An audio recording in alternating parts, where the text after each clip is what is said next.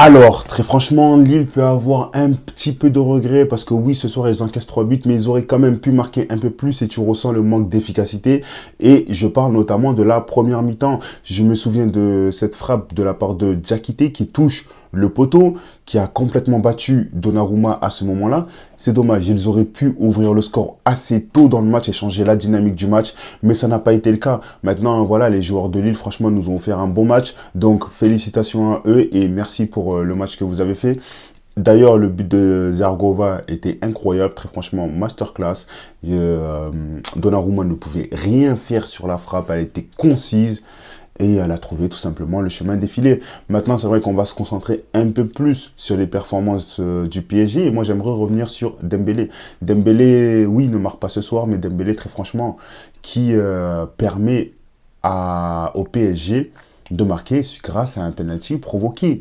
Les dribbles de Ousmane Dembélé, franchement, ils prennent trop la tête. Tu ne sais jamais s'il est du pied gauche, s'il est du pied droit, s'il va aller à droite, s'il va aller à gauche, en haut, en bas, feinte, pas feinte, double feinte, pas double feinte. Très franchement, c'est un joueur qui est perturbant et là, le défenseur adverse a été complètement battu par Ousmane Dembélé, qui voilà, est un joueur très très dangereux, qui n'hésite pas à multiplier les dribbles et les actions dangereuses, qui n'hésite pas à multiplier les actions risquées. Il se porte constamment vers l'avant et ça fait du bien d'avoir des joueurs comme ça dans son équipe. C'est vrai que Dembélé, on pourra toujours, mais toujours lui reprocher son manque d'efficacité devant les buts. Encore ce soir, c'était pas si flagrant que ça, mais c'est surtout un joueur qui arrive facilement à se démarquer en étant décisif par la passe, en étant décisif par le dribble.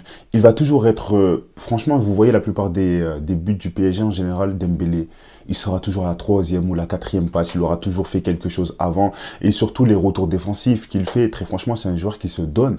Ça fait plusieurs années maintenant, depuis qu'il a récupéré toute sa condition physique, Dembélé est beaucoup en soutien pour les défenseurs. Et ça fait du bien, très franchement, ça fait du bien. Donc voilà, moi j'espère. Ça m'a saoulé hein, quand même quand il a quitté le Barça, au détriment du fait qu'on a eu Lamine Yamal. Mais bref, donc voilà, c'est toujours intéressant quand même de suivre l'évolution de ce genre de joueurs.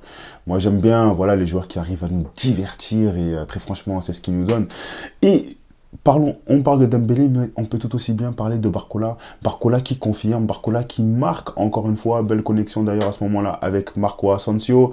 Tu sens que Marco Asensio, très sincèrement, il est là juste pour être un appui. C'est pas celui qui va te planter 15 buts, 20 buts dans la saison. Ça pourrait arriver, mais très franchement, c'est pas sur lui que tu vas compter pour marquer, pour gagner tes matchs les plus importants, pour gagner tes matchs les plus importants en Ligue des Champions. Je parle notamment de ça. Mais voilà, franchement, Marco Asensio est utilisé dans un contexte assez intéressant. Et Barcola, mais que dire? Encore une fois, décisif. Encore une fois, il marque. J'espère qu'avec l'équipe de France, il arrivera à trouver sa place de titulaire. Parce que franchement, un joueur de ces niveaux-là, un joueur de ce calibre-là, tu ne peux pas te permettre de l'avoir sur le banc. Encore la saison passée, c'était compréhensible. Il venait d'arriver. Tu pouvais comprendre que parfois, il devait être sur le banc et tout ça. Mais il est largement en train de confirmer son niveau qui est, je ne veux pas dire stratosphérique, parce que ça serait parler de Lamine Yamal du coup. Bon, faut que j'arrête. Pardon. Mais il montre de très bonnes choses et cette saison je pense qu'on va réellement le voir à l'œuvre, surtout avec le tirage qu'ils ont eu. Ça va être important d'avoir un Barcola en forme. Ensuite le milieu de terrain que j'ai trouvé un peu en difficulté lors de la première mi-temps, mais ensuite qui a su se remobiliser un peu plus en deuxième mi-temps. Après c'est vrai que voilà, comme je l'ai dit, tu vois Paris dans un contexte assez différent étant donné qu'il n'était vraiment pas dominateur lors de ce match-là et ça ne va pas arriver tout le temps que Paris survole toutes les équipes. Donc c'est quand même bien de les voir dans ce contexte-là. Ça permet aussi de voir comment ils vont faire pour revenir, comment Luis Enrique va s'adapter pour faire en sorte que les joueurs arrivent à retrouver leur rythme. Et quand je parle de Luis Enrique, je parle de l'entrée de Désiré Doué. Waouh! Ce joueur-là, il se fait désirer et il est doué en plus. Sincèrement magnifique. Quel contrôle sur la ligne du corner et le centre plein de maturité, la prise d'information, la patience. Randall Kongomali qui marque son but. Ah, j'abuse.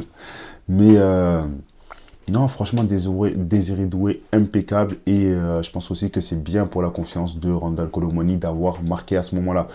Donc voilà, c'est la fin de cette vidéo. Juste avant, j'ai tourné la vidéo Real Madrid Betis Séville pour ceux qui veulent aller la voir. N'oubliez pas de vous abonner, de liker, de lâcher un commentaire, ça fait toujours plaisir. C'était Mamad des Good Coolers.